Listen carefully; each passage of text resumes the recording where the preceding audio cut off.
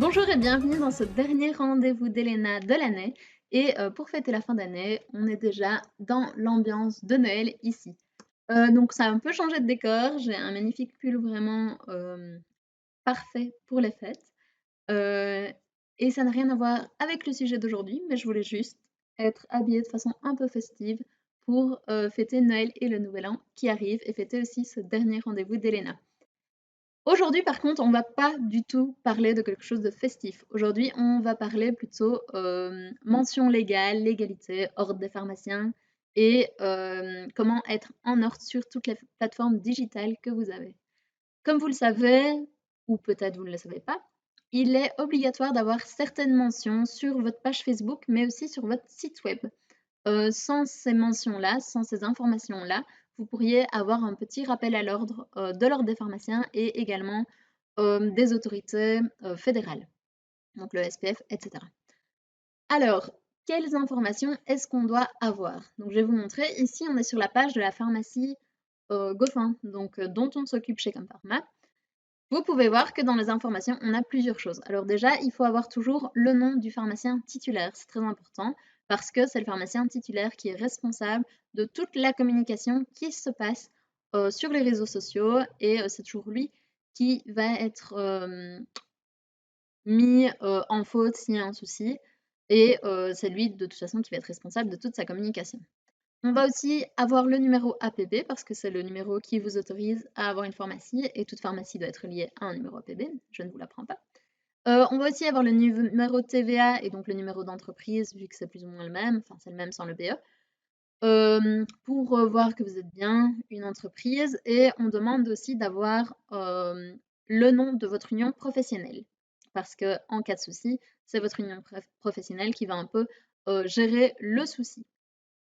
En plus de ces informations-là, qu'est-ce qu'on va avoir? On va également être obligé d'avoir une adresse mail valide. Donc là, on a pharmaciegoffin@gmail.com. L'adresse du site web, c'est pas obligatoire, mais par contre, ce qu'on vous demande, c'est d'avoir une adresse physique également. Donc là, il faut bien renseigner l'adresse de la pharmacie physique. Donc voilà, ça c'est tout simple. C'est vraiment toutes les infos qu'il faut. Comment est-ce qu'on peut faire pour la mettre sur Facebook? Alors tout simplement, vous allez dans Paramètres, vous allez info sur la page, et là vous allez pouvoir remplir toutes les petites cases. Donc lesquelles est-ce qu'il faut absolument? C'est une adresse email, c'est l'adresse physique, donc ici dans le lieu.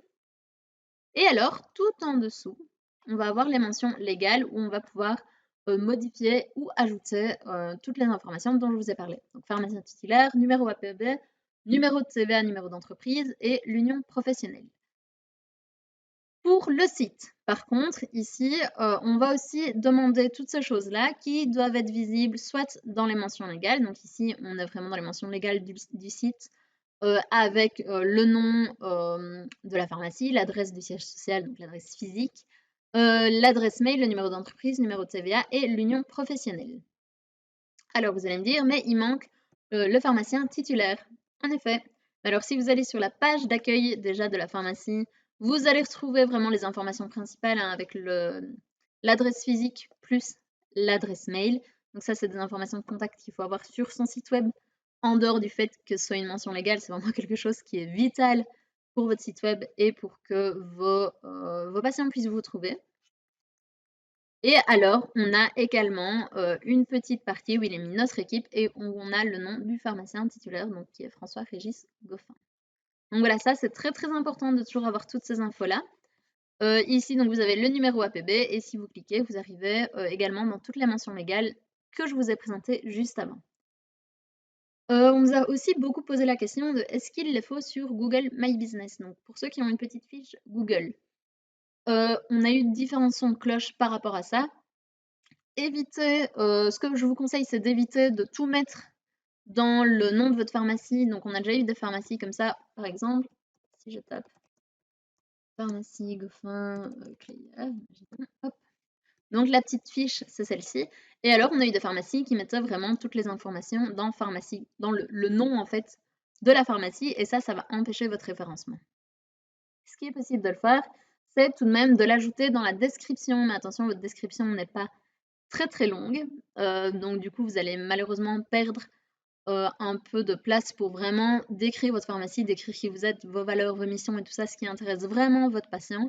Mais peut-être qu'à terme, comme pour Instagram, on va avoir l'arrivée de possibilité d'ajouter les mentions légales sur Google My Business et sur Instagram. Et là, à partir du moment où il y a une case où on peut le faire, il faut vraiment le faire.